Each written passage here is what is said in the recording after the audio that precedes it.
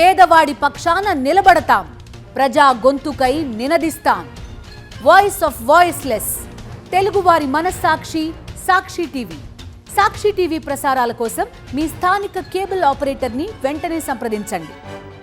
Kakinada జీజీహెచ్లో paramedical విద్యార్థినులను లైంగికంగా వేధిస్తున్న కీచక ఉద్యోగులపై శాఖాపరమైన విచారణ పూర్తయింది.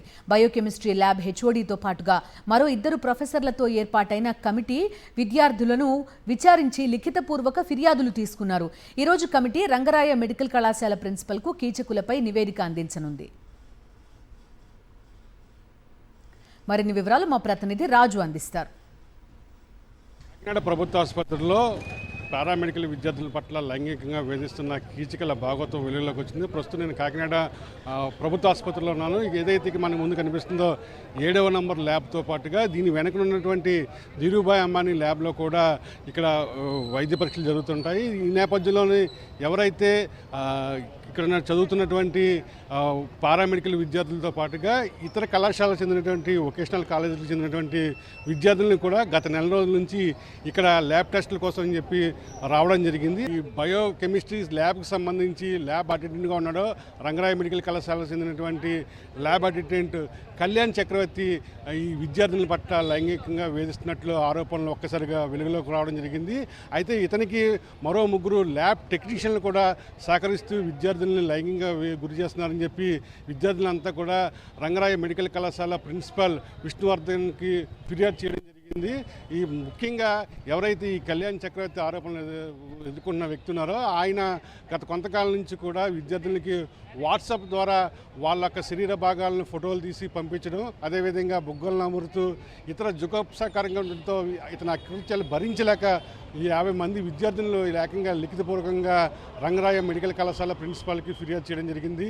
దీంతో స్పందించినటువంటి అధికారులు తక్షణమే ఎవరైతే ఇక్కడ బయోకెమిస్ట్రీకి సంబంధించిన హెచ్ఓడితో పాటుగా మరో 2 ప్రొఫెసర్లను ఒక విచారణ కమిటీ ఏర్పాటు చేసి ఈ నెల 9, 10వ తేదీల్లో విచారణ జరిపారు. విద్యార్థులను వ్యక్తిగతంగా విచారణ జరిపి లిఖితపూర్వకంగా ఫిర్యాదు తీసుకున్నారు. అదేవిధంగా ఈ ఆరోపణలు లైంగిక ఆరోపణలు ఎదుర్కొన్నటువంటి 4 ఉద్యోగులను కూడా విచారించడం జరిగింది.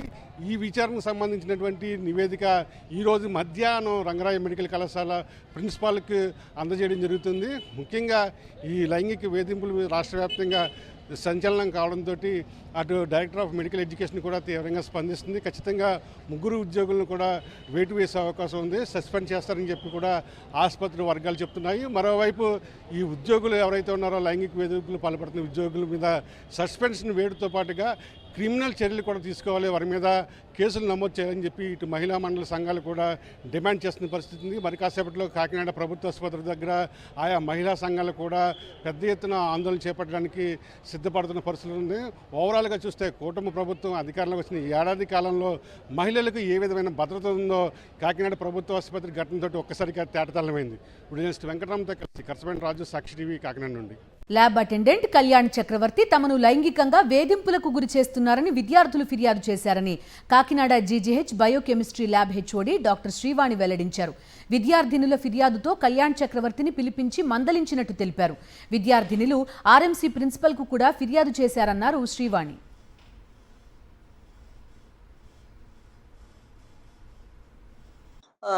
వొకేషనల్ ఎంఎల్టీ అమ్మాయిలందరూ నా దగ్గరికి రావడం జరిగింది. వాళ్ళల్లో 2-3 ఇలాగా చక్రవర్తి గారు మిస్బిహేవ్ చేస్తున్నారు మాతో. మమ్మల్ని టచ్ చేసి అంటే భుజాల మీద చెయ్యి వేసి పిలిచి పనులు చెప్తున్నారు అని నా దృష్టికి తీసుకొచ్చారు. మీరు భయపడిన అవసరం లేదు, నా దృష్టికి తేవడం మంచిదైంది, నేను తప్పకుండా అతనికి వార్నింగ్ ఇస్తానని చెప్పాను. 9th మార్నింగ్ కళ్యాణ్ చక్రవర్తిని పిలిపించి అతనికి వార్నింగ్ ఇవ్వడం జరిగింది. అతను నాకు అలాంటి దురుద్దేశాలు లేవు అని తాను సమర్థించుకున్నప్పటికీ ఇంక నుంచి నేను జాగ్రత్తగా ఉంటాను మేడం అని చెప్పి వెళ్ళారు. అంతవరకు జరిగింది. నిన్న కాలేజ్ లో మీటింగ్ కండక్ట్ చేశారు.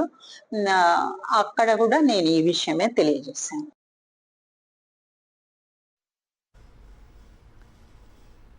విద్యార్థినులను లైంగికంగా వేధించిన కీచక ల్యాబ్ అటెండెంట్ కళ్యాణ చక్రవర్తి, అతనికి సహకరిస్తున్న ల్యాబ్ టెక్నీషియన్లు గోపాలకృష్ణ, అమ్మిరాజును పోలీసులు విచారిస్తున్న ఎక్స్క్లూజివ్ విజువల్స్ సాక్షి చేతికి చిక్కాయి.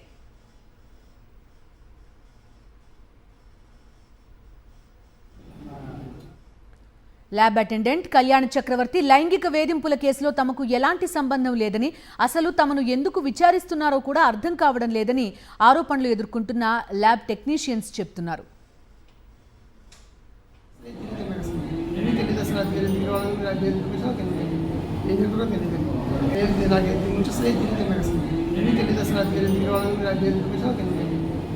తెలియదు